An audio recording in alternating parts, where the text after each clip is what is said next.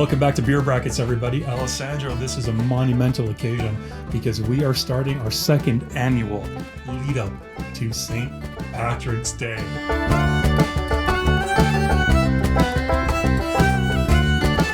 The golden time for beer. I would say, well, there's Oktoberfest, which is up there, but St. Patrick's Day, my friend, is right up there as well. Last year we had such a good time. We had so many great reviews, so many episodes that we put out in our lead up to St. Patrick's Day. And this year we are starting off with a bang.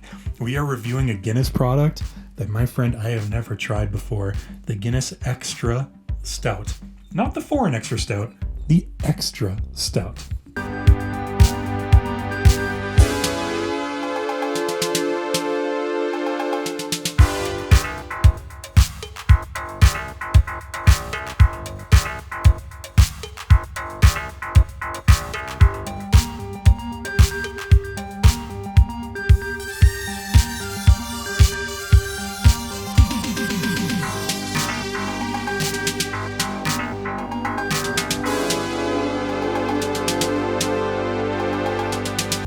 There's a bit of an interesting timeline with Guinness Extra Stout, right? So the Foreign Extra Stout, which you can find down in the US, for some reason I just can't find it here in Canada, that was kind of like the original, one of the oldest recipes in the Guinness repertoire.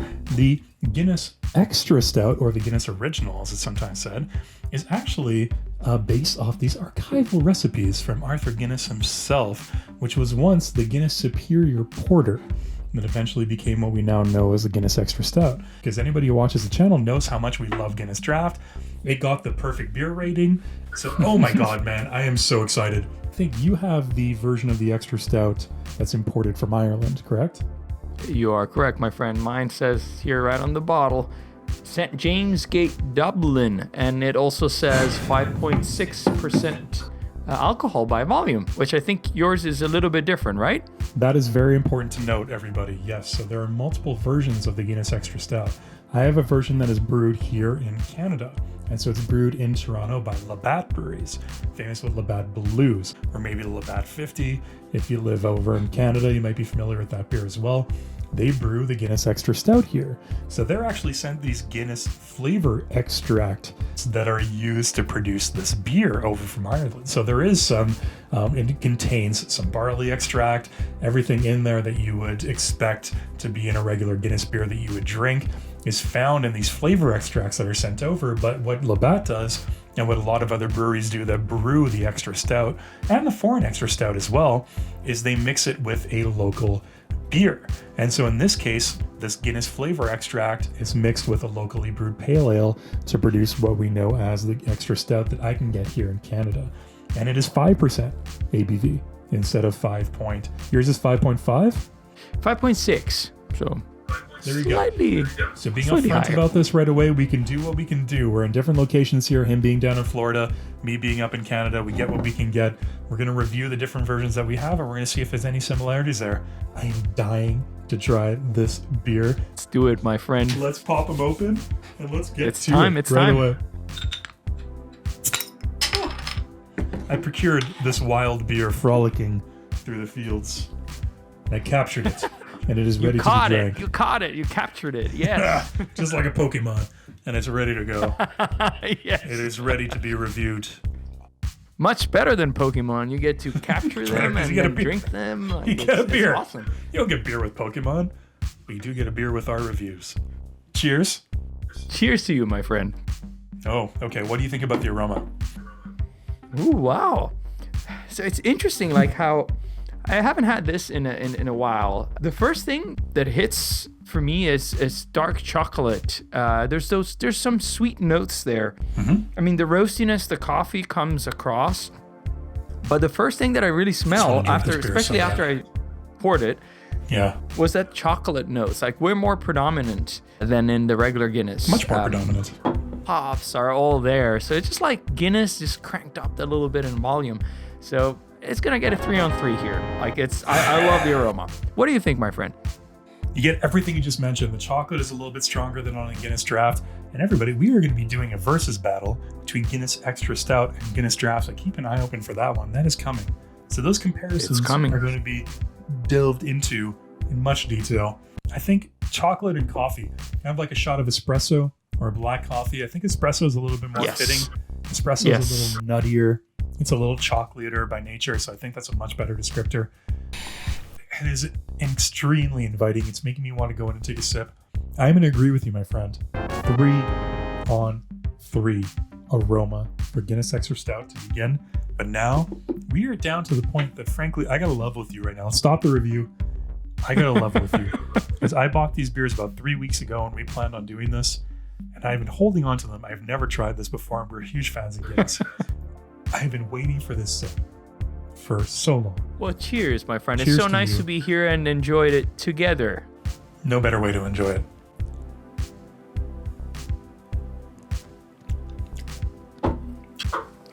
Ooh.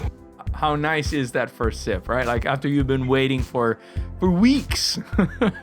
For weeks. It's all about that first sip. It's all about that first sip. It is. It's magical. Well, it's magical. It's magical.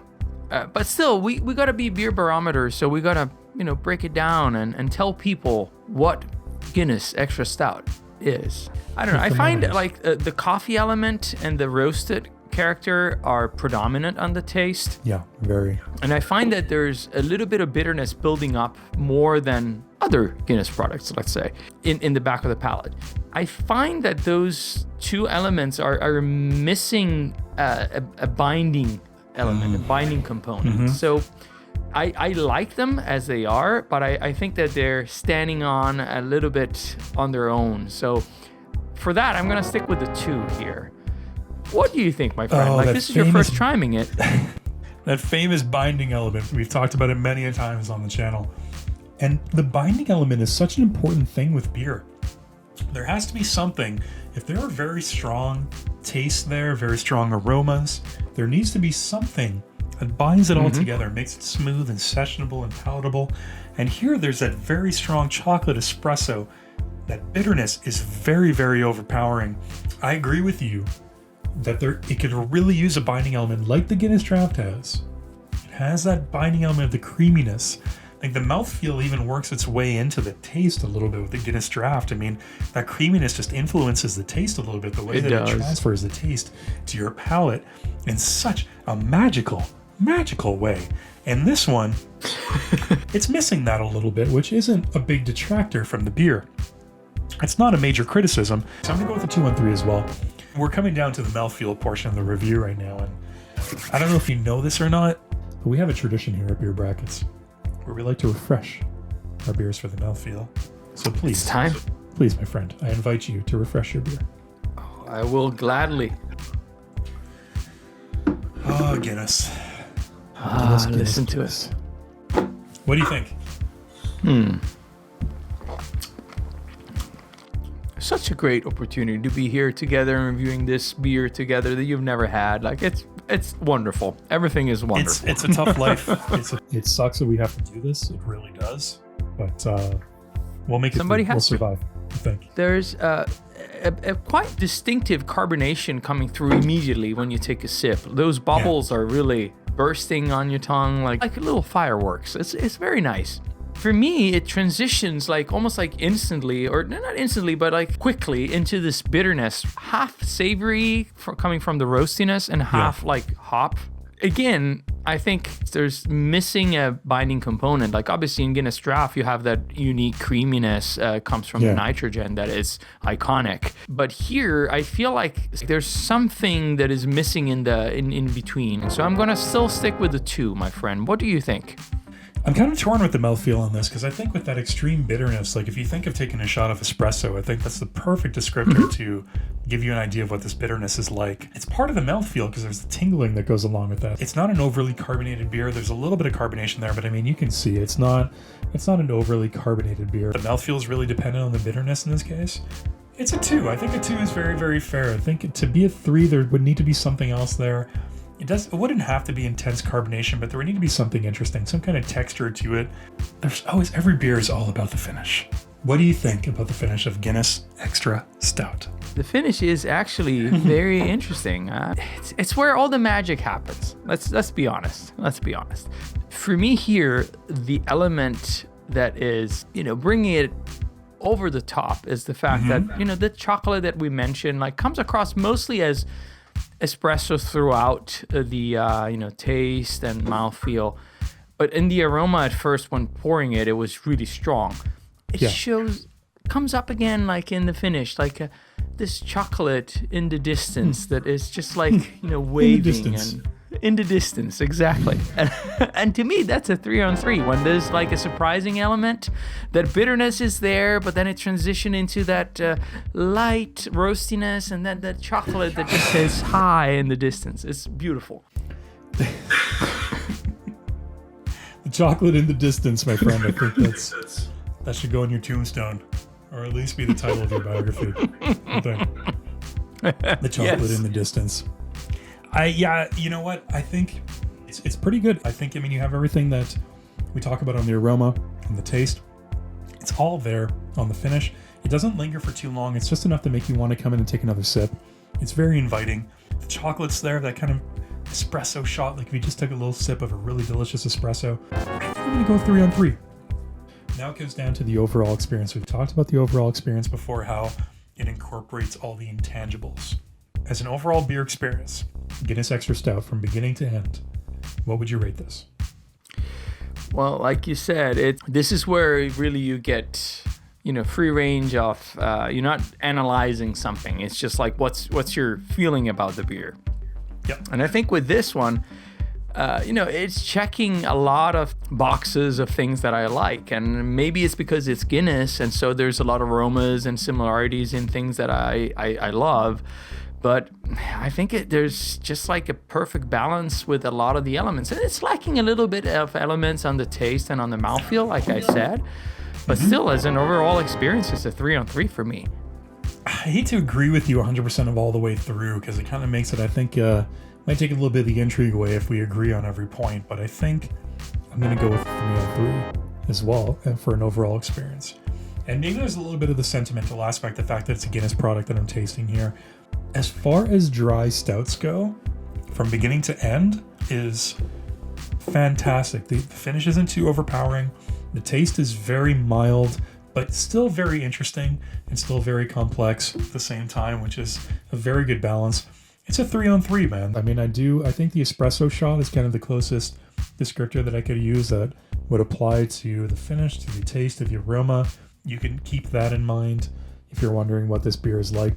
I've been waiting a long time to review and to drink Guinness Extra Stout with you. We finally got the chance to sit down and do this in this lead up to St. Patrick's Day 2022. What better time to do it?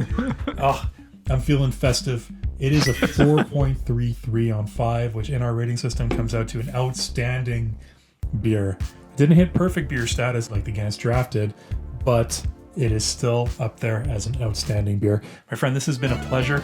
Everybody keep an eye open. We have plenty of other amazing videos coming in our lead up to St. Patrick's Day. We're going to be pitting in one of the most epic versus battles we have ever done, if you ask me. We're going to be pitting Guinness Extra Stout against Guinness Draught in a versus battle for the ages that I think only the lead up to St. Patrick's Day can contain it and handle it. So this is coming along, and plus plenty of more material. So keep an eye open on the channel, everybody. Happy lead up to St. Patrick's Day. Let us know down below, what beers do you like to drink when leading up to St. Patrick's Day? When that mood is striking. What do you think of the Guinness Extra Stout? Do you get the Canadian version like I do? Do you get the European import like Alessandro does? Do you think there's a difference? Let us know down below. We're dying to hear. Cheers, everybody. Don't forget to open and close your Guinness beer brackets. Open with an Extra Stout. Close with a Draught. Why not? Never forget. Never forget.